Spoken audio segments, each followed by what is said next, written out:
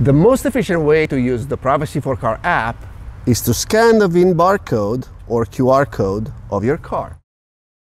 Knowing the precise VIN will help our patent-pending algorithm suggest what hardware and firmware is in your car's infotainment system.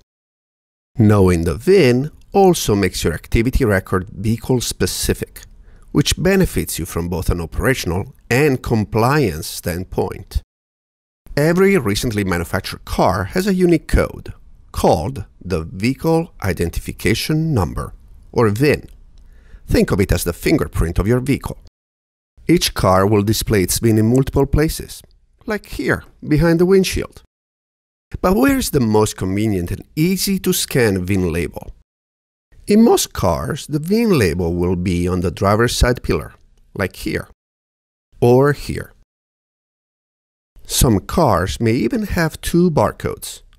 One is on the short side of the tire label, in addition to the usual one. Of course, they both work. The second most likely place is on the outer edge of the driver's door.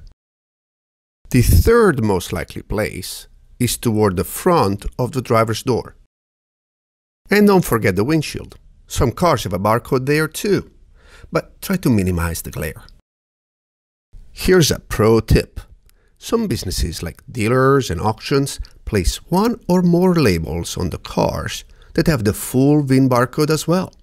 Those are typically easy to read and require no kneeling or bending. That's nice. As you may have noticed, barcodes and QR codes come in different colors, shapes, and sizes. And you can learn how to be most efficient in scanning those labels in the next tutorial called How to Be a VIN Scanner Ninja. Well, I hope you enjoyed this tutorial. For more tips and tricks, go to www.privacyforcars.com and subscribe to our YouTube channel. Thank you for watching.